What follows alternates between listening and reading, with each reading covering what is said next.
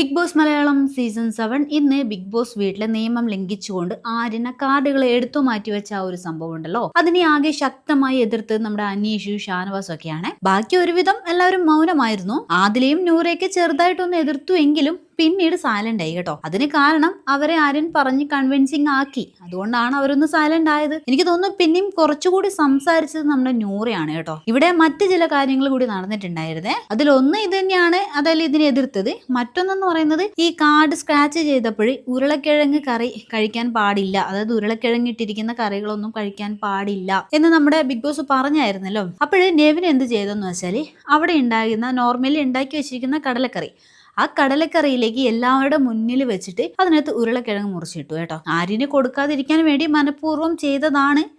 എന്നാൽ ഈ ഒരു പ്രവൃത്തി നേരെ മറിച്ച് നമ്മുടെ നെവിന് പകരം മനീഷോ ഷാനവാസോ അനുമോളോ ഒക്കെ ചെയ്തതാണെങ്കിൽ ശരിക്കും എന്തൊക്കെയായിരിക്കും ആ ബിഗ് ബോസ് വീടിനകത്ത് നടക്കും നമുക്ക് ചിന്തിക്കാവുന്നതേ ഉള്ളൂ. മനുഷ്യത്തില്ലാത്ത പ്രവൃത്തി, ഒരാളുടെ ഭക്ഷണം കൊടുക്കാതിരിക്കുന്നത് വളരെ മോശമായ പ്രവൃത്തി എന്നൊക്കെ പറഞ്ഞിട്ട് പിന്നെ ഒന്നും പറയണ്ടായിരിക്കും. എന്നാൽ ഇവിടെ നെവിൻ ഇത് ചെയ്ത സമയത്ത് എല്ലാവരും അതിനൊരു ഫണ്ണായിട്ട് മാത്രം കണ്ടു കേട്ടോ. ബിഗ് ബോസ് പറഞ്ഞിട്ടില്ല അവിടെയുള്ള എല്ലാ കറികളിലും ഉരുളക്കിഴങ്ങ് ചേർത്തിട്ട് നമ്മുടെ ആര്യന് കൊടുക്കാതിരിക്കണം എന്നൊന്നും പറഞ്ഞിട്ടില്ല. അവിടെ ഉണ്ടാക്കിയിരിക്കുന്ന ഫുഡ് ഐറ്റംസിൽ ഉരുളക്കിഴങ്ങ് ചേർത്തത് ഉണ്ടെങ്കിൽ അത് ആര്യൻ കഴിക്കാൻ പാടില്ല എന്ന് മാത്രമേ പറഞ്ഞിട്ടുള്ളൂ. അല്ലാണ്ട് അവിടെ ഉള്ളതിൽ മൊത്തം ഉരുളക്കിഴങ്ങ് മുറിച്ചിട്ട് ആര്യനെ പട്ടിണിക്കിടണമെന്നൊന്നും ബിഗ് ബോസ് പറഞ്ഞിട്ടില്ല. നെവിൻ ഇത് ചെയ്തപ്പോ എല്ലാവരും അതിന് ഫണ്ണായിട്ട് മാത്രം കണ്ടു കേട്ടോ. സത്യത്തില് ആ ഒരു ചെയ്ത പ്രവൃത്തി വളരെ മോശമായി പോയേ.